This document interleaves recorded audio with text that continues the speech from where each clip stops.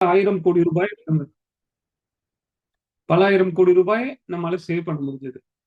So அந்த மாதிரியான ஒரு பவர்ஃபுல் டூல் அந்த மாதிரி மெத்தடாலஜி வந்து எஸ்எம்இல ஒர்க் அவுட் ஆகுமா அப்படின்ற ஒரு எக்ஸ்பெரிமெண்ட் இதுதான் கவர்மெண்ட்லயும் இனிஷியேட் பண்ணியிருந்தாங்க. இதன் மூலமா ஒரு 1000 ஆந்திரப்பனரை மீட் பண்ணக்கூடிய வாய்ப்பு கிடைச்சது. இதுல என்னோட கேள்வி என்ன அப்படின்னா, ஏன் சின்ன கம்பெனி சின்ன கம்பெனியாவே இருக்கு. நம்ம ஸ்மால் அண்ட் மீடியம் சைஸ் கம்பெனிஸ்னு சொல்லி கிளைம் பண்றோம். எவ்வளவு நாள் இது சின்ன கம்பெனியாவே இருக்கலாம் அப்படின்னு பார்த்தீங்கன்னா, என்னோட எக்ஸ்பீரியன்ஸ்ல பல பல வருடங்கள் 5 வருஷம், 10 வருஷம், 20 வருஷம், 40 வருஷம் ஆன கம்பெனிகள் கூட சிறு நிறுவனமாவே இருக்கு. சிறு மற்றும் குறு தொழில் நிறுவனம்னு சொல்றோம் இல்லையா? அந்த லெவல்லயே இருக்கு. அப்ப ஏன் இங்க ஸ்ட்ரக் ஆகி நிக்குது அப்படின்னு பார்க்கும்போது, இந்த இந்த இதுதான் என்னோட ஆராய்ச்சியா இருந்தது. எதனால சிறு நிறுவனங்கள் ஒரு இடத்துல ஸ்ட்ரக் ஆகி இருக்க மாரி இருக்கு? ஸோ அதற்கு கிடைச்ச பதில்கள்லாம் பார்த்தீங்கன்னா, இந்த ஒரு 7 காரணங்கள். குயிக்கா நம்ம பார்க்கலாம். இதுல வந்து நம்ம இன்னைக்கு நம்ம பார்க்க போற ஒரு முக்கியமான விஷயம் என்னன்னா, 5வது பாயிண்ட். நிதி ஒழுக்கம் மற்றும் நிதி திட்டமிடல் இல்லாமல் இருக்கு. இல்ல நிதி திட்டமிடல் வந்து கொஞ்சம் கம்மியா இருக்கு. இது வந்து ஒன் ஆஃப் த ரீசன். இதுல முதல் ரீசன் பார்த்தீங்கன்னா, ஒரு பிசினஸ் ஓனர் வந்து பிசினஸ் ஆரம்பிக்கும்போது ஒரு கனவு வச்சிருப்பாரு. அந்த கனவு வந்து நாளடைவுல நம்முடைய தினசரி நடவடிக்கைகள்ல நம்ம பிஸியா ஆகும்போது அந்த கனவு மறந்துரும். இல்ல ஆரம்பிக்கும்போது இருந்த கனவு சின்னதா எனக்கு ஒரு ரூ. 10,00,000 சம்பாதிக்கணும், இல்ல ரூ. 50,00,000 சம்பாதிக்கணும், இல்ல ரூ. 1,00,00,000 டர்ன் ஓவர் பண்ணணும் அப்படின்னு கனவு சின்னதா இருக்கும்போது, அத ரீச் பண்ண பிறகு அந்த கனவு மறந்துடும். இது முதல் காரணம். 2வது காரணம், ஒவ்வொருத்தரோட பெர்சனாலிட்டி டிஃபர் ஆகுது. பேசிக்கா நாங்க என்ன பண்ணியிருக்கோம்னா, அ என்ன பத்தி சொல்லணும்னா, என்னோட ஹாபீஸ் வந்து ரீடிங் அண்ட் ரைட்டிங். ஸோ அதுல என்னோட புக்ஸும் எழுதியிருக்கேன். இந்த ஒரு ஒரு டாபிக்லயும் புக்ஸ் எழுதியிருக்கேன். இதுல இந்த பெர்சனாலிட்டி பத்தி "ஆனந்தமாய் தொழில் முனைவோம்" அப்படின்னு சொல்லி ஒரு புக் எழுதியிருக்கேன். அதுல பார்த்தீங்கன்னா 4 டைப் பெர்சனாலிட்டி இருக்கு. பேசிக்கா நெறைய 64 டைப் பெர்சனாலிட்டிலாம் சொல்றாங்க. பட் நம்ம பேசிக்கா 4 டைப் பெர்சனாலிட்டி புரிஞ்சுக்கிட்டோம் அப்படின்னா, நம்மளோட ஸ்ட்ரென்த் என்ன, ஒரு ஆன்டர்பிரினரோட வீக்னஸ் என்னன்னு தெரிஞ்சுட்டு, அதுக்கேத்த மாரி நம்ம கேம பிளான் பண்ணணும். எனக்கு வராத விஷயங்கள நான் போய் முயற்சி பண்ணக்கூடாது.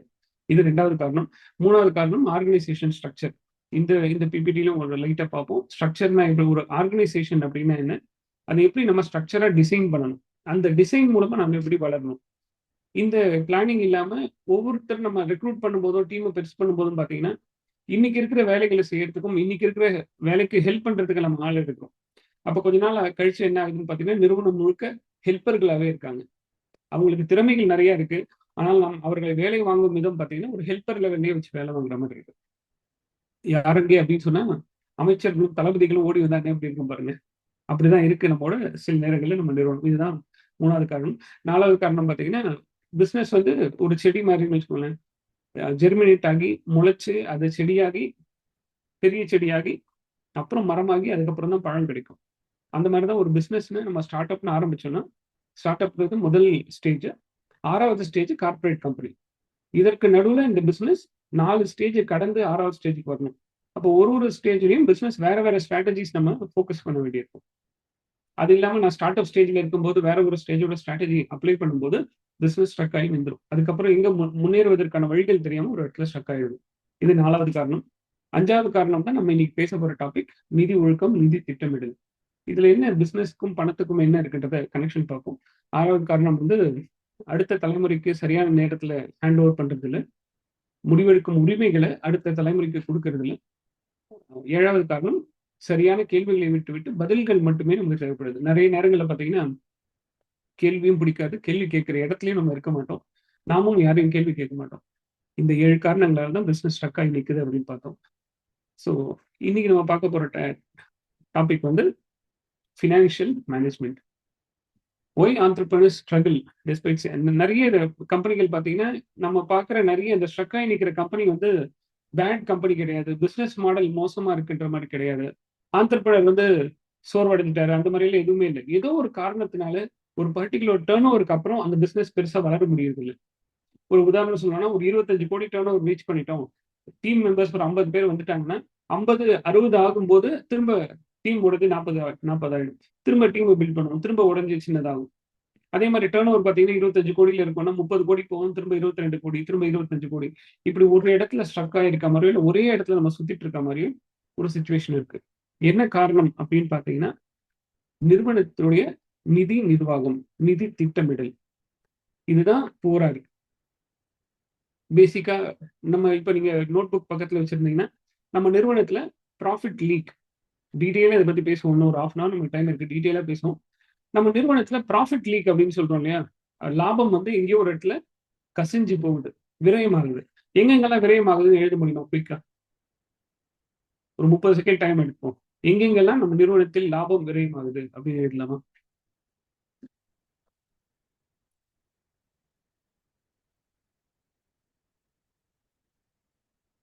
எழுதி முடிச்சிட்டீங்கன்னா சாட்ல எஸ்ன்னு போடலாமா?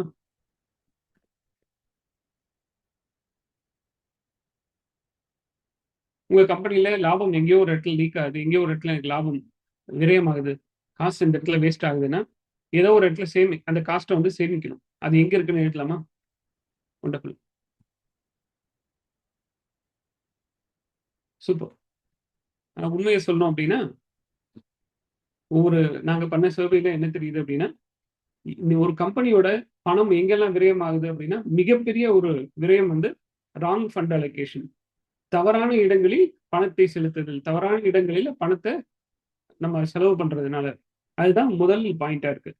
2வது பாயிண்ட் புவர் பிரைசிங் ஸ்ட்ராட்டஜி. 3வது பாயிண்ட் லாஸ்ட் கஸ்டமர். 4வது பாயிண்ட் லூசிங் ட்ரெயின்ட் ஸ்டாஃப். 5வது பாயிண்ட் தான் ஆப்பரேஷனல் எக்ஸ்பென்சஸ். நெறைய நேரங்கள்ல பணத்த மிச்சப்படுத்தணும் அப்படின்னோன, நம்ம பார்க்கிறது என் டீம் வந்து கரெக்ட் சைஸ்ல தான் இருக்கா? என் டீம்ல நெறைய மெம்பர்ஸ் இருக்காங்களா? வேலை செய்யாம இருக்காங்களா? எஃபிஷியன்சி கம்மியா இருக்கா? அவங்கள எப்படி நான் இன்னும் வேலை வாங்குறது? இந்த மாரி மைண்ட் செட்டுக்குள்ள தான் போகும். அது பார்த்தீங்கன்னா 5வது காரணமா தான் இருக்கு. ஆப்பரேஷனல் எக்ஸ்பென்ஸ்ன்றது 5வது ரீசன். அப்போ மிகப்பெரிய ரீசன் எங்க இருக்கு அப்படின்னு பார்த்தீங்கன்னா, நம்ம நிறுவனத்துக்கு வரக்கூடிய ஃபண்ட சரியான முறையில் பயன்படுத்தாமல் இருக்கிறோம். ஸோ காமன் பிராக்டிஸ் என்ன யோசிக்கிறோம் அப்படின்னா, biggest profit leak is inefficiencies and salaries. Whereas நம்ம ஃபினான்ஷியல் விஸ்டம் எடுத்துக்கிட்டோம் அப்படின்னா, நம்ம யோசிக்க விதம் வந்து biggest profit leak is wrong fund allocation. அப்படின்னு என்ன ராங் ஃபண்ட் அலோகேஷன் என்னன்னா, பேசிக்கா இன்னைக்கு நம்ம பார்க்க போற விஷயம் கவுண்டர் இன்ட்யூட்டிவா இல்லைன்னா நம்மளுடைய நாலேஜுக்கு கொஞ்சம் அகெயின்ஸ்டா இருக்கும். பரவாயில்ல கொஞ்சம் அப்படியே என் கூட வாங்க என்னன்றது தெளிவா புரிஞ்சுக்கும்.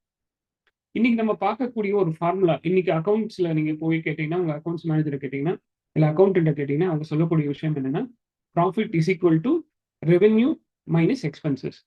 நம்ம நிறுவனத்துல வரக்கூடிய ரெவென்யூ டாப் லைன் சொல்றோம் இல்லையா, எல்லாத்தையும் டாப் லைன் அமௌண்ட் எழுதிட்டு எக்ஸ்பென்சஸ் எல்லாத்தையும் லிஸ்ட் பண்ணிடுங்க. ரெவென்யூல இருந்து எக்ஸ்பென்ஸை கழிச்சு மீதி இருக்கிறது ப்ராஃபிட் அப்படின்னு சொல்றாங்க. கரெக்டா? இதை வந்து எபிட் அப்படின்னு சொல்லுவாங்க. Earning before interest and tax. So இந்த ப்ராஃபிட்டை எடுத்துக்கலாம். இந்த ப்ராஃபிட் தான் நம்மளோட எல்லா கணக்குகளுக்கும் நம்ம எடுத்துக்கிறோம். ஒரு சில நேரங்களில் டாக்ஸுக்கு ப்ரொவிஷன் கொடுத்து profit before tax and profit after tax ஒரு கால்குலேஷன் எடுத்துக்கிறோம். பேட் அப்படின்னு சொல்லுவாங்க இல்லையா, அந்த PAT is equal to revenue minus expenses வச்சுக்கோங்க. அப்போ அந்த பேட் அப்படின்னு ஒரு காரணம் என்ன ஆயிடுது அப்படின்னா, இது முழுக்க முழுக்க லாபம். லாபம் அப்படின்னு சொன்ன உடனே ஒரு ஆந்திரப்பட மனசுல என்ன வருது அப்படின்னா, இது மொத்தமும் நான் சம்பாதிச்சது. இது என் கம்பெனியில நான் நடத்துற கம்பெனியில நான் உருவாக்கின கம்பெனியில நான் சம்பாதிச்ச பணம். அதனால இந்த லாபம் எனக்கு சொந்தம் அப்படின்னு சொல்லி ஒரு எண்ணம் வரும். ஸோ அப்ப என்ன பண்றோம்னா, நிறைய பிசினஸ் ஏன் ஸ்ட்ரக் ஆகி நிக்குதுன்னா, நம்முடைய லாபத்தை நம்ம நிறுவனத்துடைய லாபத்தை நம்ம லாபமா நினைச்சு எடுத்துக்கிறோம்.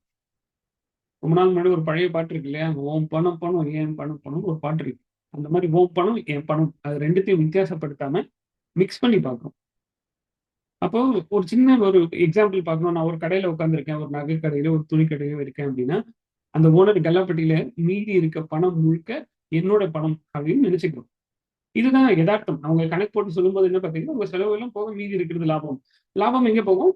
ஓனர்ஸ் வந்து இன்வெஸ்ட் பண்ணியிருக்காங்க. ஓனர்ஸ் ரிஸ்க் எடுத்திருக்காங்க. அந்த லாபம் முழுக்க ஓனர் போய் சேரணும் அப்படின்னு சொல்லிடுறாங்க. இதனால என்ன ஆகுதுன்னா, எடுத்த காசு என்ன பண்ணுவோம்? எடுத்த காசு எடுத்து நம்ம பர்சனலா செலவு பண்ணுவோம். அந்த பர்சனல் செலவுகள் என்ன ஆகுதுன்னா, கொஞ்சம் கொஞ்சமா நம்ம லைஃப் ஸ்டைல அப்கிரேட் பண்ண போயிடுது. நம்ம அசெட்ல இருந்து வரக்கூடிய லாபத்தை எடுத்து லைபிலிட்டி சைட்ல செலவு பண்ணிடுறோம். அதுதான் லைஃப் ஸ்டைல் அப்படின்ற ஒரு ட்ராக். அப்ப லைஃப் ஸ்டைல் என்ன ஆகுது அப்படின்னா, இவ்ளோ சம்பாதிக்கிறீங்க, என்ன ஒரு ஃபாரின் கார் கூட இல்லையா? இவ்ளோ சம்பாதிக்கிறீங்க, ஒரு ஐஃபோன் கூட இல்லையா? அப்படின்னு சொல்லி நம்மளே கேட்டு நம்ம இன்வெஸ்ட் பண்ண ஆரம்பிக்கிறோம். செலவு நம்ம மேல இன்வெஸ்ட் பண்றோம். அது கம்பெனியை பொறுத்தவரைக்கும் செலவாயிடுது. அப்போ உண்மையான ப்ராஃபிட் எப்படி இருக்கணும் அப்படின்னா, நிறுவனத்தின் ப்ராஃபிட் என்பது மறு முதலீட்டிற்கு செல்ல வேண்டும். உரிமையாளரின் பர்சுக்கு போகாம ரீஇன்வெஸ்ட்மெண்ட்டுக்கு போகணும். எப்போ ஒரு கம்பெனி ரீஇன்வெஸ்ட் பண்ணிக்கிட்டே இருக்கோ, அந்த கம்பெனி வளர்வதை இப்ப நம்ம ஒரு எக்ஸாம்பிள் சொல்லணும் அப்படின்னா, உங்க கம்பெனின்னு வச்சுக்கோங்களேன். உங்க கம்பெனி பணத்த உங்க கம்பெனியிலேயே அந்த ப்ராஃபிட்ட உங்க கம்பெனியிலேயே ரீஇன்வெஸ்ட் பண்ணிட்டீங்கன்னா, உங்க கம்பெனி வளர்றத நீங்க நினைச்சா கூட தடுக்க முடியாது. இதுதான் பேசிக் ஃபார்முலா. கம்பெனியோட வளர்ச்சிக்கான பேசிக் ஃபார்முலாவே இந்த விஷயம் தான்.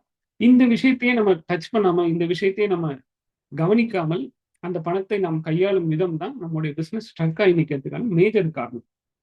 அப்ப தொடர்ச்சியான மறுமுதலீடு மூலம் மட்டும் தான் செல்வம் உருவாக்கப்படுகிறது. இந்த காம்பவுண்டிங் எஃபெக்ட்னு கேள்விப்பட்டிருப்பீங்க இல்லையா? இது நம்ம பர்சனல் சேவிங்ஸ் மட்டும் கிடையாது. நம்ம பிசினஸ்லயும் தொடர்ச்சியான மறுமுதலீடு செய்யும்போது தான் ஒரு பிசினஸ் அடுத்த கட்டம், அடுத்த கட்டம், அடுத்த கட்டம் வளர்ந்துட்டே போகுது.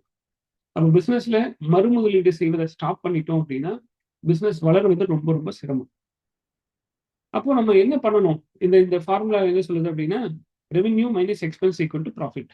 அப்ப இதுல எனக்கு வருங்காலத்து முதலீடு முதலீடு பத்தி யாருமே பேசலையே. நான் எப்போ முதலீடு பண்ணணும்? அப்ப எதிர்கால முதலீட்டிற்கு போக எஞ்சி இருப்பது தான் லாபம். அப்ப இந்த ஃபார்முலால சின்ன கரெக்ஷன் பண்ணலாம் அப்படின்னா, இந்த ஃபார்முலா கொண்டு போய் நம்ம அக்கவுண்டன்ட் கிட்ட நீங்க காட்டாதீங்க. அவங்க ஏன்னா புக்ல வந்து இது இல்ல. அவங்க அக்செப்ட் பண்ண மாட்டாங்க. ஆனா ஒரு ஆன்ட்ரப்ரனரா, ஒரு பிசினஸ் ஓனரா நம்ம மைண்ட் செட்டுக்குள்ள இத கொண்டு போய் வச்சுக்கணும். அப்போ நான் இன்னிலிருந்து நம்ம பிசினஸ்ல ப்ராஃபிட் எப்படி கால்குலேட் பண்ண போறோம்னா, profit is equal to revenue minus investment minus expenses. ஒரு ஃபினான்ஷியல் பிளானர் கேட்டீங்கன்னு சொல்லுவாங்க அப்படின்னா, நீங்க இண்டிவிஜுவலா ஒரு சம்பளம் வாங்குறோம் அப்படின்னு வச்சுக்கோங்களேன். ஒரு சேலரிடு பெர்சன பார்க்கும்போது, உங்கள் மாதத்தின் முதல் செலவு இன்வெஸ்ட்மென்ட்டாக இருக்கட்டும், சேமிப்பாக இருக்கட்டும்னு சொல்லுவாங்க இல்லையா? அதே மாரி ஒரு பிசினஸ் ஓனருக்கும், ஒரு ஆன்ட்ரப்ரனருக்கும் நம் நிறுவனத்தின் முதல் செலவு இன்வெஸ்ட்மென்ட்டாக இருக்க வேண்டும். அப்போ ப்ராஃபிட் இந்த ஃபார்முலாவை எப்படி மாத்திக்கலாம் அப்படின்னா, profit is equal to revenue minus investment minus expenses. ஆனா எக்ஸ்பென்ஸ் தானே முதல்ல வரணும்னு ஒரு சில பேருக்கு டவுட் இருக்கலாம். ஸோ இதுதான் செட்டிங் அவர் பிரையாரிட்டிஸ் ரைட். இப்போ இந்த ரெவென்யூ அப்படின்றது எனக்கு வந்திருக்கு. கையில என்னோட கையில இருக்கு. ஆனா எக்ஸ்பென்சஸ் அப்படின்றது நான் ஏற்கனவே செலவு பண்ணிட்டேன். இது வந்து எக்ஸ்பென்ஸ்க்கு நான் குடுக்கணும் அப்படின்றது நான் நெகோஷியபிள். இதுல எந்த விதமான மாற்று கருத்துமே குடுத்து தான் ஆகணும். ஆனால் நீங்க எக்ஸ்பென்ஸ கொண்டு வந்து ரெவென்யூ பக்கத்துல செகண்ட் ரெவென்யூ மைனஸ் எக்ஸ்பென்ஸ்ன்னு வச்சுட்டீங்கன்னா, எக்ஸ்பென்சஸ் போக மீதி இருக்கிறது இன்வெஸ்ட்மென்ட். ஒரு இதுல பிசிக்ஸ்ல கூட ஒரு ஃபார்முலா சொல்லுவாங்க இல்லையா? டைம் மேனேஜ்மென்ட்ல ஒரு ஃபார்முலா சொல்லுவாங்க. Time expands until the target deadline அப்படின்னு சொல்லுவாங்க. அதாவது டெட்லைன் வர வரைக்கும் அந்த ப்ராஜெக்ட் வந்து எக்ஸ்பேண்ட் ஆகிட்டே போகணும். டெட்லைன்ல வந்து தான் முடிக்கணும் அப்படி. அந்த மாதிரி நீங்க இந்த எக்ஸ்பென்ஸ் எடுத்து முன்னாடி வச்சுட்டீங்கன்னா, எக்ஸ்பென்ஸ் வந்து பெருசாகிட்டே போகும். எது வரைக்கும் அப்படின்னா, உங்களோட ரெவென்யூ நம்மளோட ப்ராஃபிட் மேட்ச் ஆகிற ப்ராஃபிட் எல்லாத்தையும் நம்ம எக்ஸ்பென்ஸ்ல போடுற ஒரு மனநிலை உண்டு. அப்ப என்ன ஆகுதுன்னா, எக்ஸ்பென்ஸ் எல்லாம் செலவெல்லாம் பண்ணது போக மீதி நான் இன்வெஸ்ட் பண்றேன். இந்த செலவுக்குள்ள என்னெல்லாம் இருக்கும்? கம்பெனி செலவுகள் இருக்கும். ஓனரோட டின்னர் செலவுகள் இருக்கும். ஓனரோட கார் மெயின்டெனன்ஸ் இருக்கும். ஓனரோட கார் வாங்கின இஎம்ஐ இருக்கும். ஓனரோட வீட்டு இஎம்ஐ இருக்கும். அவர் சொந்த செலவு பண்ண எல்லா விஷயமும். இந்த செலவெல்லாம் போக கையில எப்போ மீதி மீற போகுது? அந்த காசு கையில இல்லைன்னா நாம எப்போ இன்வெஸ்ட் பண்ண போறோம்?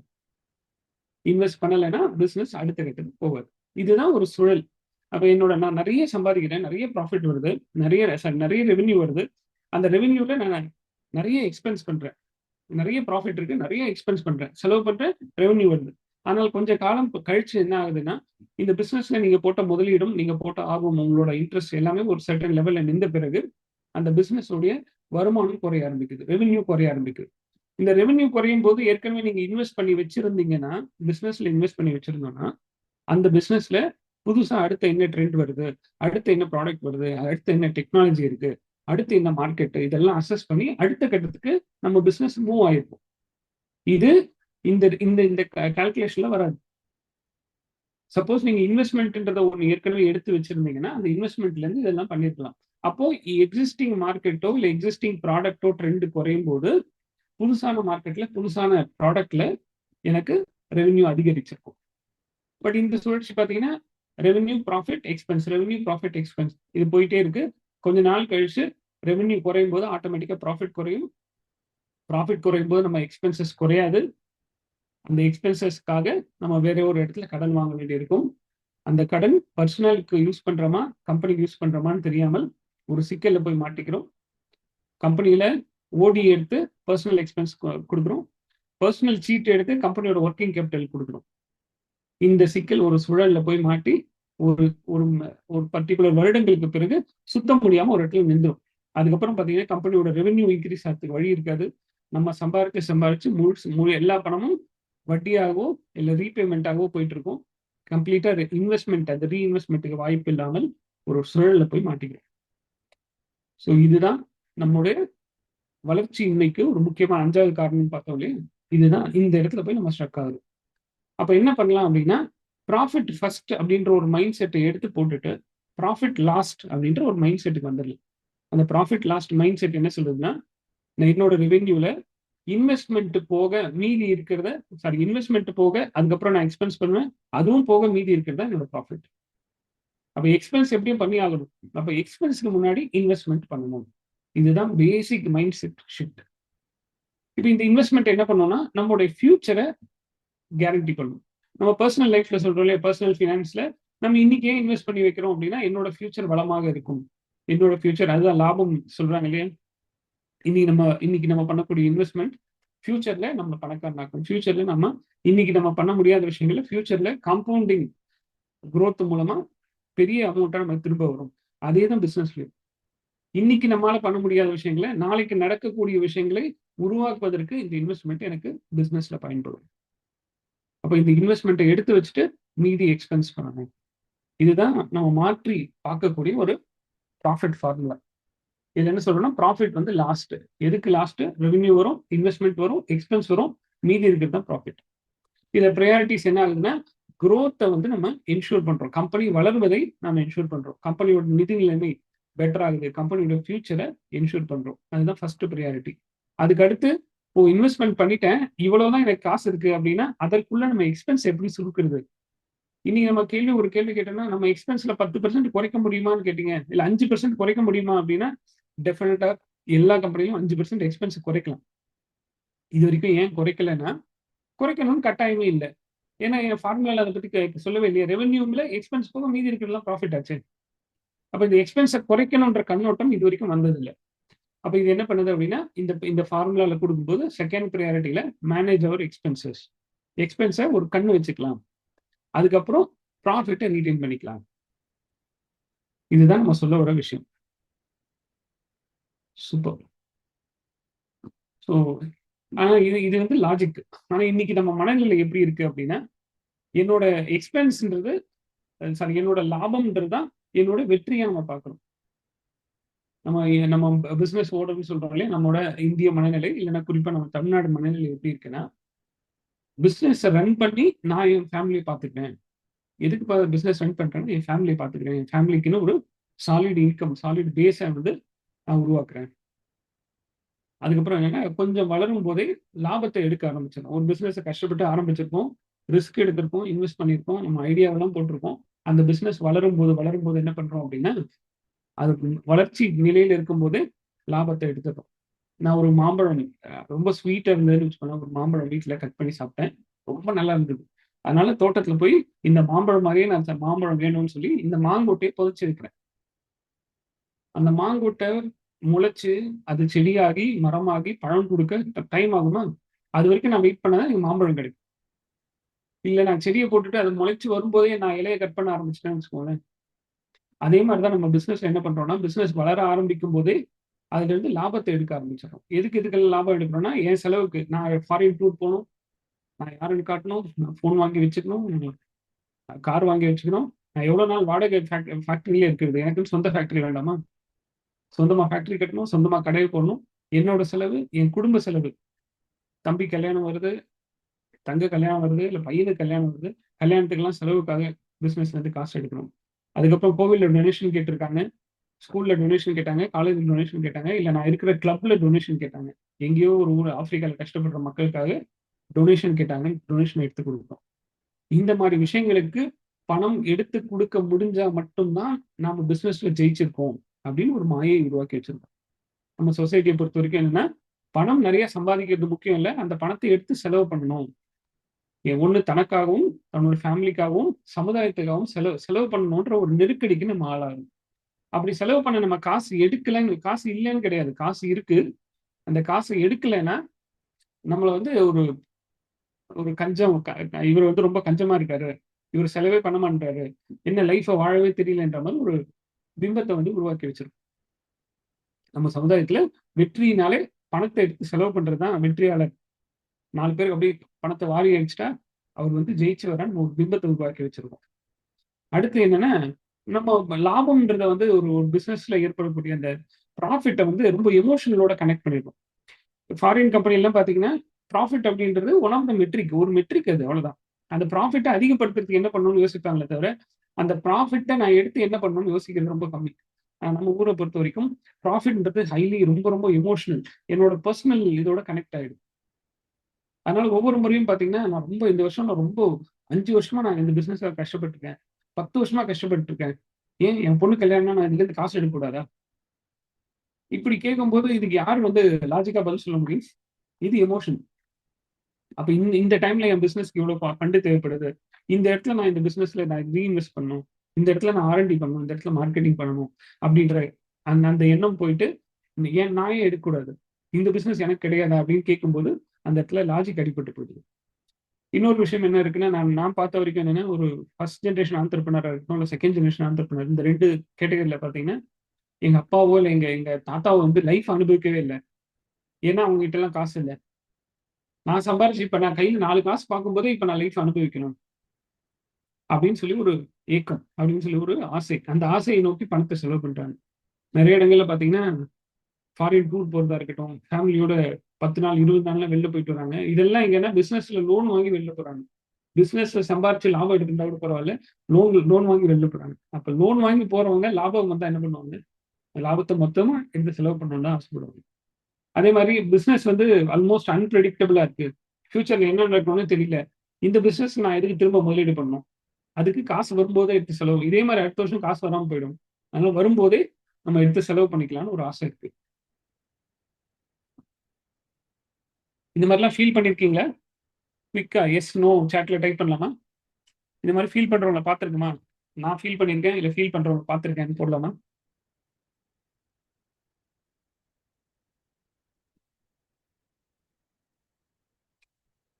சூப்பர். வண்டர்ஃபுல். சூப்பர். இனி இதோட அறிகுறிகள்லாம் என்னன்னு பார்க்கலாமா? நம்ம இந்த மாரி பிசினஸ்ல சரியா முதலீடு பண்ணியிருக்கோமா, பண்ணலையா அப்படின்னா, இந்த புல்லட் பாயிண்ட்ஸ்லாம் இருக்கட்டும். இதுக்கு முன்னாடி நம்ம பிசினஸ்ல சரியா தான் இன்வெஸ்ட் பண்ணியிருக்கோமா, இல்லையா அப்படின்னு பார்க்கலாம்னா ஒரு 2, 3 கேள்வி கேட்கலாமா? இந்த எல்லாமே பிசினஸ் ஓனர்ஸ், சிறு நிறுவனம் நம்ம நடத்திட்டு இருக்கோம் இல்லையா? நம்ம கம்பெனில எத்தன பேர் கம்பெனில ஆர்&டி, ரிசர்ச் அண்ட் டெவலப்மெண்ட் அல்லது ப்ராடக்ட் டெவலப்மெண்ட்னு ஒரு டிபார்ட்மெண்ட் இருக்குன்னு பாருங்களேன். உடனே நம்ம மனசுல என்ன தோணும்னா, சார் நாங்கலாம் சின்ன கம்பெனி.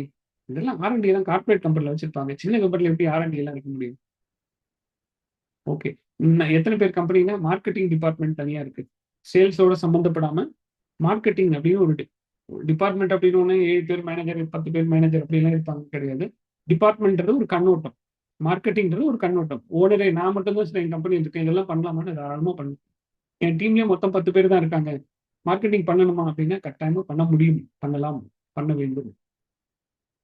அப்போ இந்த மாதிரியான ஃபியூச்சரிஸ்டிக் இப்போ மார்க்கெட்டிங் அப்படின்னு பார்த்தீங்கன்னா, எதிர்காலத்தை தீர்மானிக்கிற ஒரு டிபார்ட்மெண்ட்.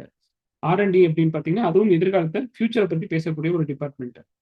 அந்த மாதிரி நம்ம கம்பெனியில இருக்கக்கூடிய பீப்புள் ஒரு 50 பேர் பீப்புள் இருக்காங்க. அவங்கள டெவலப் பண்ணி இப்போ சேல்ஸ் மேனா ஜாயின் பண்ண ஒருத்தர் சேல்ஸ் மேனேஜர் ஆக்கணும் அப்படின்னா, அவர் யாரை டெவலப் பண்ண போறா?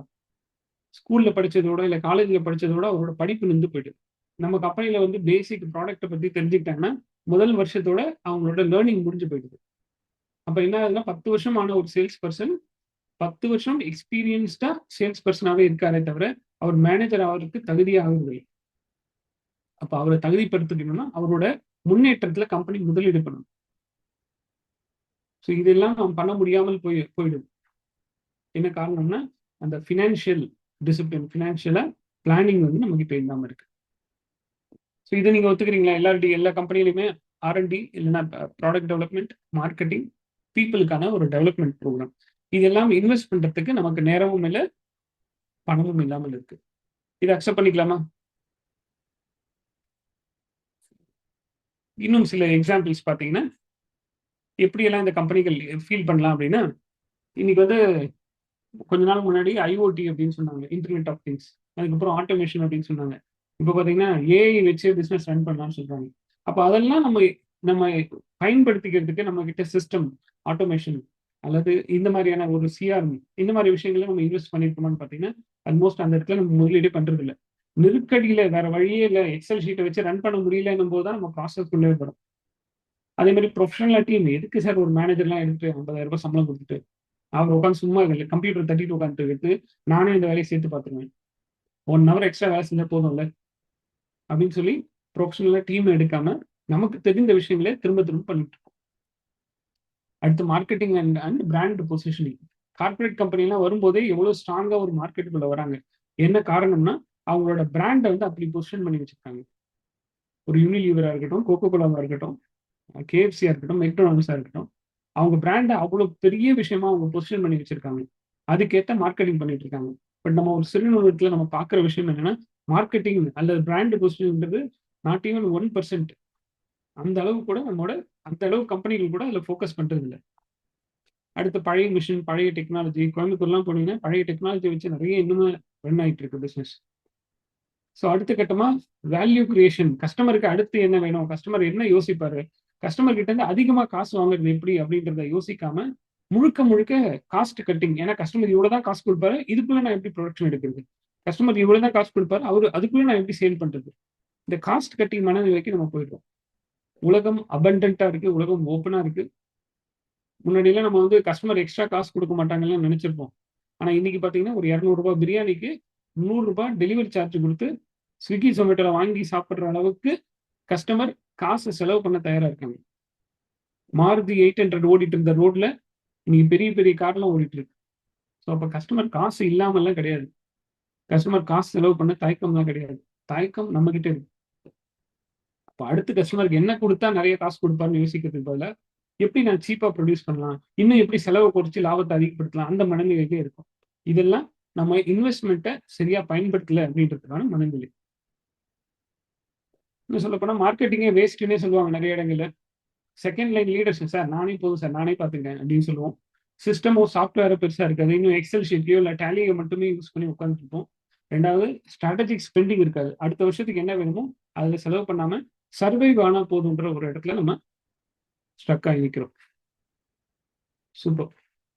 இதெல்லாம் நமக்கு தெரியாதா, என்ன நான் புதுசா சொல்றேன் அப்படின்னா கிடையவே கிடையாது. எல்லா விஷயமும் உங்களுக்கு ஏற்கனவே தெரிஞ்சிருக்கும். இந்த டீப்பா தெரியலாம், இது பண்ணணும் இது பண்ணக்கூடாது தெரிஞ்சிருக்கும். ஆனா ஏன் நம்மளால பண்ண முடியல, ஏன் மார்க்கெட்டிங் டிபார்ட்மெண்ட் பண்ண முடியல, ஏன் ஹெச்ஆர் டிபார்ட்மெண்ட்ல என்னால இன்வெஸ்ட் பண்ண முடியல அப்படின்னா ஏற்கனவே லாபத்தை ரொம்ப வெளியே எடுத்துட்டோம். இப்ப நம்ம இன்வெஸ்ட் பண்ணணும் அப்படின்னா இன்வெஸ்ட் பண்ண முடியாது. ஏன்னா ஏற்கனவே எடுத்துட்டோம், செலவு பண்ணிட்டோம். இப்ப அந்த செலவை ஈடு பண்றதுக்கு நான் சம்பாரிச்சாகணுன்ற ஒரு சுச்சுவேஷன்ல இருக்கும்போது ஃபியூச்சருக்கான இன்வெஸ்ட்மெண்ட் என்னால பண்ண முடியறதில்லை. இதுதான் நாம இன்னைக்கு இருக்கக்கூடிய ஒரு நிலைமை.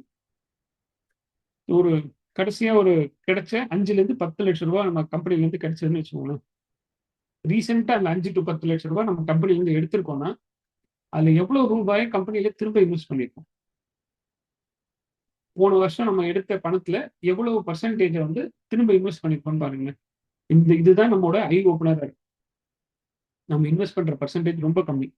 அதே மாதிரி ஐயோ இஆர்பிங்களா செலவாயிடுங்க, ஒரு ஹெச்ஆர் மேனேஜரா செலவாயிடும் அப்படின்னு சொல்லி செலவை காரணம் காட்டி எனக்கு பண்ணணும், என் பிசினஸ்ல இது எனக்கு பண்ணணும்னு தெரியும், ஆனாலும் நான் தள்ளி போட்ட விஷயங்கள் ஒரு 3 விஷயங்கள் நீங்க லிஸ்ட் பண்ணலாமா? இது எனக்கு பண்ணணும்னு தெரியும் ஆனா பண்ணல, ஏன்னா செலவாயிடும்னு ஒரு பயம். இந்த 2 விஷயங்கள் லிஸ்ட் பண்ணலாமான்னு பாருங்க. இப்போ என்ன பண்ணலாம் அப்படின்னா அடுத்த கட்டமா 2 டைப் ஆஃப் ஆண்டர்பிரினர் இருக்காங்க பிசினஸ்ல. Business builders and business extractors. Business builders என்ன பண்றாங்கன்னா பிசினஸ்ல திரும்ப திரும்ப இன்வெஸ்ட் பண்றாங்க. எக்ஸ்ட்ராக்டர்ஸ் என்ன பண்றாங்கன்னா பிசினஸ்ல இருந்து லாபத்தை முதல்ல எடுத்துக்கிறாங்க. பில்டர்ஸ் வந்து தன்னை தாண்டி ஒரு லெகசி பல பல ஜென்ரேஷனுக்கு இருக்கக்கூடிய ஒரு பிசினஸை கட்டமைக்கணும்னு பாக்குறாங்க. ஆனா பிசினஸ்ல எக்ஸ்ட்ராக்ட் உருவுறவங்க உருவி எடுக்கிறவங்க என்ன பண்றாங்கன்னா அவங்க லைஃப் ஸ்டைலை மேம்படுத்திக்கணும்னு பார்த்தாங்க. பில்டர்ஸ் வந்து எப்பவுமே இயர்ஸ் 3 வருஷம் கழிச்சு என் கம்பெனி இப்படி இருக்கும், 10 வருஷம் கழிச்சு என் கஸ்டமருக்கு என்ன வேணும் அப்படின்னு கேட்கும்போது எக்ஸ்ட்ராக்டர்ஸ் வந்து இந்த மாசம் எவ்வளவு லாபம் வந்தது, இந்த மாசம் எவ்வளவு செலவு பண்ணணும் மாச கணக்குல யோசிக்கிறாங்க. பில்டர்ஸ் வந்து கடன் வாங்குறத திறமையா பயன்படுத்துவாங்க. எவ்வளவு மேக்ஸிமம் கடன் கிடைக்குதோ அந்த கடனை வாங்கி தன் பிசினஸை டெவலப் பண்ணுவாங்க. பட் எக்ஸ்ட்ராக்டர்ஸ் கடன் வாங்குறதே தப்புன்னு நினைச்சிட்டு இருப்பாங்க. கடனுக்குள்ள போய் சிக்கிட்டோம், ஐயோ கடன்ல இருந்து வெளில வரணும் அப்படின்னு அவசரப்படுவாங்க. Builders build systems. Extractor luck இருந்தா என் பிசினஸ் சூப்பரா வந்துடும், இன்னொரு கோவிட் வரட்டும் அப்புறம் பாரு நம்ம பிசினஸ் அப்படின்னு நடக்காத ஒரு விஷயத்துக்காக வெயிட் பண்ணிட்டு. பேசிக்கா என்ன வேணும் அப்படின்னா நம்ம பிசினஸ்ல ஒரு மைண்ட் செட் ஷிஃப்ட் தேவைப்படுது. அந்த ஷிஃப்ட் எப்படி இருக்கணும் அப்படின்னா, நான் வந்து லக்கி அப்படின்றதுக்கு பதிலாவோ, இல்ல நான் ஒரு ஹீரோ மைண்ட் செட்ல நான் நிறைய லாபம் சம்பாதிக்கிறேன் அப்படின்ற மைண்ட் செட்டை தாண்டி, நமக்கு தேவையான விஷயம் வந்து நான் பிசினஸை கன்ஸ்ட்ரக்ட் பண்றேன். என் பிசினஸை உருவாக்கி பிசினஸ் மூலமாக லாபம் பார்க்கிறேன் அப்படின்னு எனக்கு வரணும். ஓகே, ஏன் இன்வெஸ்ட் பண்ணோம் அப்படின்னு பார்த்தீங்கன்னா குயிக்கா. ஓகே, ஒரு ஸ்லைடு மிஸ்ஸிங். ஃபைன். ஏன் இன்வெஸ்ட் பண்ணணும் அப்படின்னா, இதுதான் நம்முடைய எதிர்கால வாழ்க்கையை வந்து தீர்மானிக்க போகுது. நம்ம பிசினஸ் எங்கே கொண்டு போக போறோம் அப்படின்றது தீர்மானிக்க போறது இந்த பிசினஸ் தான். அப்படி நான் நீங்க சொல்ற இப்ப நான் சொல்ற கணக்கு படி பார்த்தீங்கன்னா, லாபம்ன்றது ரெவென்யூல இருந்து இன்வெஸ்ட்மெண்ட்டை கழிச்சுட்டு எக்ஸ்பென்ஸை கழிச்சுட்டு மீதி இருக்கணும். அப்படி மீதி இல்லைன்னா நான் என்ன பண்றது? நம்ம சொல்றோம் இன்வெஸ்ட்மெண்ட்லாம் எடுத்து பண்ணியாச்சு. அப்போ காசுக்கு நான் எங்க போறது? இந்த கேள்வி உங்க எல்லாருக்குமே இருக்கும் இல்லையா? அப்போ ஒரு குறிப்பா ஒரு விஷயம் என்ன புரிஞ்சுக்கணும்னா, என்னோட பிசினஸ்ன்றது வேற ஒரு என்டிட்டி, நான் அப்படின்றது வேற என்டிட்டி. என்னோட செலவுகளுக்கு என் பிசினஸ் காசு கொடுக்குமா அப்படின்றது இதுதான் கேள்வி. என்னோட செலவுகளுக்கு என் பிசினஸ் காசு கொடுக்குமான்றது தான் கேள்வி. என் செலவு நானே சம்பாரிச்சு எடுத்துக்கிறேன்னு கிடையாது. நம்ம பிசினஸ்ல இருந்து எடுக்கிறோம். அப்போ பிசினஸ்ல இருந்து நான் எவ்வளவு காசு எடுக்கலாம் ஒரு லிமிட் போடலாமான்னு பாருங்க. என்னோட கிளைண்ட்ஸ் எல்லாருக்குமே கேட்கிற கேள்வி இதுதான். 1ஆம் தேதி ஆனா டான்னு சம்பளம் எம்ப்ளாயிக்கு ஃபுல் சம்பளம் கொடுக்கறது ஒரு பிசினஸ் ஓனரோட முதல் கடமை. 1ஆம் தேதி டான் சம்பளம் போயிடணும். எல்லா எம்ப்ளாய்க்கும் ஃபுல் சம்பளம் போயிடணும். 1ஆம் தேதியோ 2ஆம் தேதியோ 5ஆம் தேதியோ ஒரு குறிப்பிட்ட நாள்ல முழு சம்பளம் போயிடும். 2வது கடமை என்னன்னா, அதே மாதிரி ஒரு குறிப்பிட்ட நாள்ல ஓனருக்கு ஒரு குறிப்பிட்ட அமௌண்ட்டை சம்பளமா மட்டும் எடுத்துக்கணும். சம்பளம்ன்றது நீங்க பிரைவேட் லிமிடெடா இருந்ததுன்னா டைரக்டருக்கான ஏர்னிங், டைரக்டருக்கு சேலரி கொடுத்துக்கலாம். பார்ட்னர்ஷிப்பா இருந்ததுன்னா பிசினஸ்ல இருந்து டிரா பண்ணிக்கலாம். நீங்க ப்ரொப்ரைட்டரி கம்பெனியா இருந்தாலும் ஒரு குறிப்பிட்ட அமௌண்ட்டை மாசம் மாசம் பேர் என்ன வேணா இருக்கட்டும், ஓனர்ஸ் டிராயிங் இல்ல டைரக்டர் சேலரி என்ன வேணா பேர் வச்சுக்கலாம். ஆனா மாசம் மாசம் ஒரு குறிப்பிட்ட தொகையை ஒரு குறிப்பிட்ட நாள்ல ஒரே அமௌண்ட்டா கன்சிஸ்டண்டா எடுக்க முடியுமா? அந்த பணத்துல மட்டும் நம்மளோட பர்சனல் ஃபைனான்ஸை மேனேஜ் பண்ணிக்க முடியுமா? இதை பண்ணிட்டோம் அப்படின்னா நம்ம பிசினஸ் நம்மளை தாண்டி வளர ஆரம்பிச்சிடும். ஸோ அடுத்த கேள்வி என்னன்னா, அப்போ இந்த ஃபார்முலா என்ன சொல்லுதுன்னா, as a owner, as a director, as a partner, நீங்க பிசினஸ்ல இருக்க எல்லா லாபத்தையும் எடுக்கக்கூடாது. ஒரு குறிப்பிட்ட அமௌண்ட் தான் லாபமா எடுக்கணும், ஒரு குறிப்பிட்ட அமௌண்ட் தான் சேலரியா எடுக்கணும். அப்ப எவ்வளவு எடுக்கலாம்னு ஒரு கேள்வி வருது இல்லையா? இந்த எனக்கு சம்பாதிச்சு கொடுக்காத பிசினஸ் என்ன பிசினஸ்? நம்ம வாழ்க்கை தரத்துக்கு சம்பாதிச்சு கொடுக்காத பிசினஸ் என்ன பிசினஸ்? எனக்கு 10 லட்ச ரூபா வேணும்னா 10 லட்ச ரூபா என் பிசினஸ் சம்பாதிச்சு கொடுக்கணும். அதுக்கு தான் இந்த பிசினஸே நடத்துறோம். ஆனால் இன்னைக்கு என் பிசினஸ் இருக்க கண்டிஷன்ல எவ்வளவு சம்பளம் நான் எடுக்கலாம்? அதுக்கு ஏதாவது லாஜிக்கா ஃபார்முலா இருக்கானா? ப்ராக்டிக்கலா ஃபார்முலா இருக்கு. என்ன அப்படின்னா, இப்ப நம்ம பிசினஸ்ல நம்ம பார்ட்னரா இருக்கலாம், சிஇஓ ஓனரா இருக்கலாம், டைரக்டரா இருக்கலாம். பட் நம்ம இப்ப பண்ணிட்டு பிசினஸ் ஓனரா நம்மோட பதவி வந்து சிஇஓ ஒரு பதவி, சீஃப் எக்ஸிகியூட்டிவ் ஆஃபீஸர் ஒரு பதவி. அதுதான் நம்ம டே டு டே பிளே பண்ணிட்டு இருக்கோம். அப்ப இந்த போஸ்டிங்க்கு வெளியே ஒரு கம்பெனியில நம்ம அப்ளை பண்ணி போனா நமக்கு எவ்வளவு சம்பளம் கொடுப்பாங்க? இதுதான் முதல் கேள்வி. நம்ம ஊர்லயே பெரிய கம்பெனின்னு வச்சுக்கோங்களேன். அந்த கம்பெனிக்கு நான் வந்து அப்ளை பண்றேன். சிஇஓ போஸ்ட்டுக்கு நான் அப்ளை பண்ணி போறேன்னா, அந்த கம்பெனியில் எனக்கு எவ்வளவு சம்பளம் கொடுப்பாங்க? 50,000 கொடுப்பாங்களா? 1,00,000 கொடுப்பாங்களா? 2,00,000 கொடுப்பாங்களா? அந்த அமௌண்ட் தான் என்னோட சேலரி. அந்த அமௌண்ட் தான் மாசம் நான் வருஷம்லாம் சேர்த்து எடுத்துக்கிறேன் கிடையாது. மாசம் மாசம் எப்படி சம்பளம் போகுதோ அந்த மாதிரி மாசம் மாசம் பிரிச்சு எடுத்துக்கணும். இல்ல இது ஒர்க் அவுட் ஆகாது, இது கால்குலேட் பண்ண முடியலன்னா இன்னொரு ஈஸியான வழி இருக்கு. என்னன்னா, நம்ம கம்பெனிலேயே ஹையஸ்ட் சேலரி வாங்குற ஒரு எம்ப்ளாயி இருக்கார்ல, அவரோட சேலரியில அந்த சேலரி மாதிரி 2 மடங்கு சேலரி நான் எடுத்துக்கலாம். என்னோட கம்பெனியில இருக்கக்கூடிய ஒரு சேல்ஸ் மேனேஜருக்கு தான் நான் ஹையஸ்ட் சம்பளம் கொடுக்குறேன். 50,000 ரூபாய் சம்பளம் கொடுக்குறேன்னு வச்சுக்கோங்களேன். அப்ப நான் என்ன பண்ணலாம்னா 50,000 இன்டூ 2 1,00,000 வரைக்கும் நான் சம்பளத்தை எடுத்துக்கலாம். நான் சம்பளம் எடுக்கலாம்னு சொல்றது நான், என் ஒய்ஃபு, என் பொண்ணு, என் பையன், மாமனார், மாமியார் யார் பேர்ல போட்டு எடுத்தாலும் மேக்ஸிமம் எவ்வளவு எடுக்கலாம்? 1,00,000 வரைக்கும் என் ஃபேமிலிக்கு எடுத்துட்டு போகலாம்.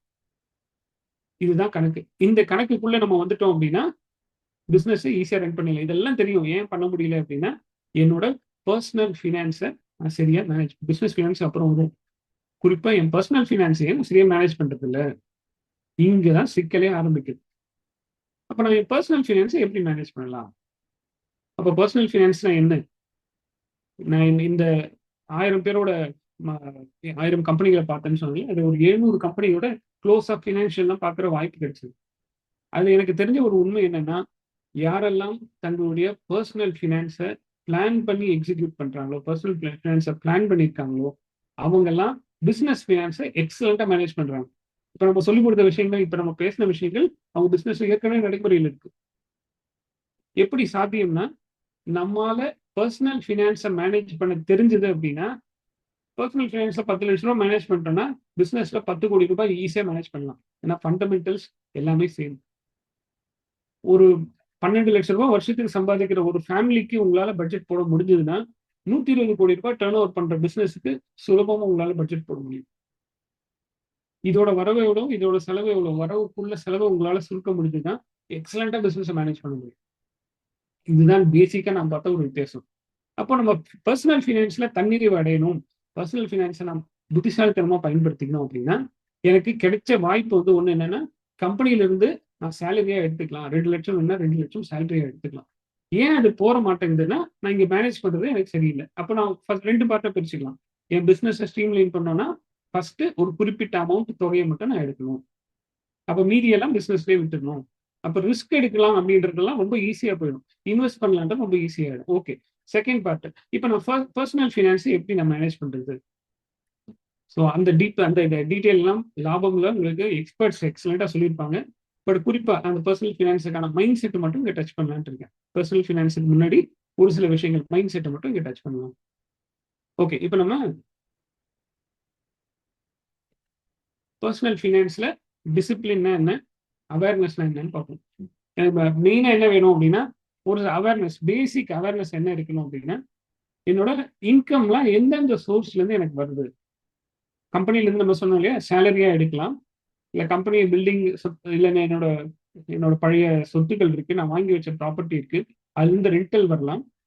என்னோட காசை வந்து நான் ஃபிக்ஸட் டெபாசிட்ல போட்டிருக்கலாம், இல்லை நான் வட்டிக்கு கொடுத்துருக்கலாம், கடனாக கொடுத்துருக்கலாம், அதுல இன்ட்ரெஸ்ட் வரலாம், இன்வெஸ்ட்மெண்ட் பண்ணிக்கலாம், இதுல டிவிடெண்ட்ஸ் வரலாம், கேபிட்டல் கெயின்ஸ் வரலாம். இந்த இன்கம் கேட்டகரிஸ் நமக்கு கொஞ்சம் தெளிவா பிரிச்சு டோட்டலா என்னோட ஃபேமிலிக்கு எவ்வளவு இன்கம் வருது அப்படின்னு ஒரு எக்ஸல் ஷீட்ல போட முடியுமான்னு பாருங்க. அடுத்து எக்ஸ்பென்சஸ். இதுல வந்து 3 டைப்பா எக்ஸ்பென்ஸ் பிரிச்சுக்கலாம். ஃபிக்ஸட் எக்ஸ்பென்சஸ், ஒரு சில விஷயங்கள் நம்மளால மாற்றவே முடியாது. நான் என்ன எதுக்காக இது சொல்ல வரேன் அப்படின்னா, பர்சனல் ஃபினான்ஸை மேனேஜ் பண்றதுக்கு ஒரு பேசிக்கா ஒரு நம்ம இதுல சொல்லணும் இல்லையா, ஒரு 80 பக்கம் நோட் இருந்தா நம்ம பர்சனல் ஃபினான்ஸை எக்ஸலண்டா மேனேஜ் பண்ணலாம். பேசிக் விஷயம் தான். எக்ஸல் போட்டு டோட்டல் பண்ணணும்னு அவசியம் இல்லை. எக்ஸல் இன்னைக்கு இருக்கிற ஒரு டூல். எக்ஸல்ல சூப்பரா நீங்க பட்ஜெட் போடலாம். உங்களுக்கு பர்சனலா பட்ஜெட் வந்து நான் டெம்ப்ளேட் கூட தேவைப்பட்டதுன்னா நான் உங்களுக்கு ஷேர் பண்றேன்.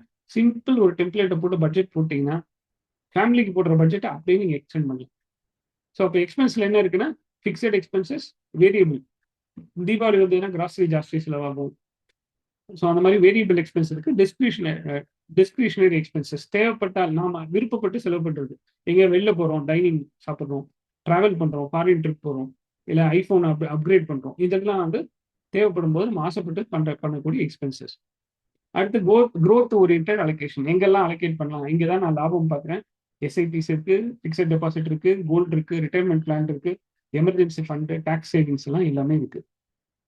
குறிப்பா இதெல்லாம் போறதுக்கு முன்னாடி மனசுல இருந்து ஒரு பயத்தை தூக்கி வெளியே போடணும் அப்படின்னா 3 முக்கியமான இடங்களில் நம்ம பர்சனல் ஃபினான்ஸை நீங்க ஃபோக்கஸ் பண்ணணும். இது எப்படின்லாம் நான் சொல்ல தெரியாது எனக்கு, பட் எங்கன்றது நான் சொல்றேன். First mediclaim. மெடிக்கல் எக்ஸ்பென்சஸை பேர் பண்ணிக்கிறதுக்கு குறைஞ்சது ஒரு 50 லட்சம் ரூபாவது நம்ம ஃபேமிலிக்கு காம்பரன்சிவ் மெடிக்ளைம் பாலிசி எடுக்க முடியுமான்னு பாருங்க. இது எடுத்துட்டோம் அப்படின்னா, சார் எதுக்கு நீங்க காசு எடுக்கிறீங்க அப்படின்னா, எமர்ஜென்சி ஏதாவது வந்து நீங்க மெடிக்ளைம் எடுத்தீங்கன்னா மெடிக்கல் எமர்ஜென்சின்ற மிகப்பெரிய ஒரு சவாலை ஏற்கனவே பிளான் பண்ணி வச்சிருக்கோம். அப்படி எமர்ஜென்சி வந்ததுன்னா கேஷ்லெஸ், நேரம் ஹாஸ்பிட்டல் போய் என்ன ட்ரீட்மெண்ட் வேணும் எடுத்துக்கலாம். அது கொடுக்குற ஒரு கான்ஃபிடன்ஸ் இருக்கு பார்த்தீங்களா, ஒரு மன நிம்மதி, இது வேற எங்கேயுமே கிடைக்காது. என் ஃபேமிலி மெடிக்கலி ப்ரொடெக்டட், அப்பா ஒரு பெரிய சேனல் எடுத்து வச்சிட்டோம். 2வது லைஃப் இன்சூரன்ஸ். எனக்கு ஏதாவது ஒன்று ஆயிடுச்சுன்னா அதுக்காக நான் மாந்தோப்பு, தென்னந்தோப்பு, லேண்டு இதெல்லாம் எனக்கு திரும்ப வராத அசெட்ல கொண்டு போய் நம்ம காசை போட்டுருக்கோம். அதுக்கு பதிலாக ஒரு குறிப்பிட்ட அமௌண்ட்டை மினிமம் ஒரு பியூர் டேர்ம் பிளான்ல போட்டீங்கன்னு வச்சுக்கோங்க. நம்ம என்ன கணக்கு அப்படின்னா 10 இருந்து 15 மடங்கு என்னோட ஆனுவல் இன்கம். நான் ஒரு 25 லட்சம் சம்பாதிக்கிறேன்னா 2.5 கோடி ரூபாய்க்கு ஒரு ஆனுவல் பிளான் எடுத்துட்டேன்னு வச்சுக்கோங்க, டேர்ம் பிளான். அப்பா என் லைஃபும் நான் எனக்கு ஏதாவது ஒன்று ஆச்சுன்னா அடுத்த 10 வருஷத்துக்கு என் ஃபேமிலிக்கு ப்ரொடெக்ஷன் காசு வந்துடும். இதுக்கப்புறம் நான் பயப்படுறதுக்கு என்ன இருக்கு? பயப்படணுன்ற அவசியமே கிடையாது. அதுக்கு அடுத்து சின்ன சின்ன எமர்ஜென்சி, இதை தாண்டி சின்ன சின்ன விஷயங்கள் ஏற்படலாம். அதுக்கு பேங்க் சேவிங்ஸும் இந்த குயிக்காக எடுத்துக்கிற மாதிரி பிரேக் பண்ணி எடுக்கிற மாதிரி எஃப்டி இப்பெல்லாம் போட்டீங்கன்னா 1 நிமிஷத்துல எஃப்டி எல்லாம் கேன்சல் ஆகி உள்ள வந்துடுது காசு. அடுத்து லிக்விட் மியூச்சுவல் ஃபண்ட்ஸ். இந்த மாதிரி விஷயம் லிக்விட் கேஷ், இதற்கான ரிசர்வ் ரெடி பண்ணிட்டோம்னு வச்சுக்கோங்களேன். இதுக்கப்புறம் நம்ம பயப்படுறதுக்கு ஒண்ணுமே அவசியம் இல்லை. இதுக்கப்புறம் பிசினஸ்ல இருந்து காசு எடுத்து தான் பர்சனல் ஃபினான்ஸை பில்ட் பண்ணணும்னு அவசியம் இல்லை. அழகாக என் பர்சனல் ஃபினான்ஸ் அசெட் பாட்டுக்கு பில்ட் ஆகிட்டே போகும். என் பிசினஸ் பாட்டுக்கு தனியாக பில்ட் ஆகிட்டே போகும். வருஷம் என் பிசினஸ் சம்பாரிச்சு எனக்கு கொண்டுகிட்டே இருக்கும். அதை எடுத்து நான் இன்வெஸ்ட் பண்ணி என் பர்சனல் அசெட்டை வெல்த்தை வந்து கிரியேட் பண்ணிக்கிட்டே போவேன். இந்த பக்கம் பிசினஸ் அது ஒரு வெல்த்தா வந்துகிட்டே இருக்கும். இதுக்கெல்லாம் அடிப்படை என்ன வேணும் அப்படின்னா, சின்னதாக ஒரு புரிதல் வேணும். என் பிசினஸ் பணமும் என் பணமும் ஒன்றும் இல்லை. இந்த பணத்தை என் பிசினஸ்ல இன்வெஸ்ட் பண்ணும். இதுல இருந்து ஒரு பார்ட்டை மட்டும் நான் எடுத்து என்னோட புத்திசாலித்தனத்துல என் பர்சனல் இன்வெஸ்ட்மெண்ட்ல காட்டணும். வாரன் பஃபெட் சொல்லியிருக்காரு, don't keep all your eggs in one பேஸ்கெட்லாம் சொல்றாரு இல்லையா? அதெல்லாம் எங்க பொருந்தும்னா இந்த மாதிரி இன்வெஸ்ட்மெண்ட்ல பொருந்தும். நம்ம பிசினஸ்ல நமக்கு இருக்க ஒரே பேஸ்கெட் நம்ம பிசினஸ் மட்டும்தான். அப்ப அந்த பிசினஸ்ல திரும்ப முதலீடு பண்ணிட்டு ஒரு குறிப்பிட்ட அமௌண்ட் எடுத்து பர்சனலா வெல்த் கிரியேட் பண்ணலாம். இது ரெண்டும் பேரலா போகும்போது டபுள் மடங்கு பணக்காரங்க. இதுதான் பிசினஸை நம்ம பார்க்கக்கூடிய பார்வை. ஸோ இப்போ என்னோட ரீசெண்ட் புக் என்னன்னா ப்ராஃபிட் லாஸ்ட் அப்படின்னு சொல்லி ஒரு புக் இருக்கு. அந்த புக்ல இந்த கான்செப்ட் தான் எழுதிருக்கேன். இதுதான் என்னோட புக் ப்ராஃபிட் லாஸ்ட்னு சொல்லி. ஏன்னா ப்ராஃபிட்டை முதல்ல எடுக்கிறதுனால நமக்கு சிக்கல் வருதுன்னு பார்த்தோம். அப்போ ப்ராஃபிட் என்பது கடைசியாக நம்ம எடுக்கக்கூடியது. அதுக்கு முன்னாடி நம்ம ஃபேமிலி மேனேஜ் பண்றதுக்கு சேலரி எடுத்துக்கலாம். அந்த சேலரி எப்படி இன்வெஸ்ட் பண்ணலான்றத நம்ம லாபம்ல நிறைய விஷயங்கள் தெரிஞ்சுக்கலாம். இதுதான் இன்னைக்கு நம்ம பேச வந்த டாபிக். ஒருவேளை கான்செப்ட் உங்களுக்கு கிளியரா புரிஞ்சிருக்கும்னு நினைக்கிறேன். இதுக்கப்புறம் இந்த ப்ரெசன்டேஷன் நான் ஸ்டார்ட் பண்றேன். ஏதாவது டவுட்ஸ் இருந்தால் கொஸ்டின் அண்ட் ஆன்சர் செஷன்ல நம்ம டிஸ்கஸ் பண்ணலாம். Over to mister Selva.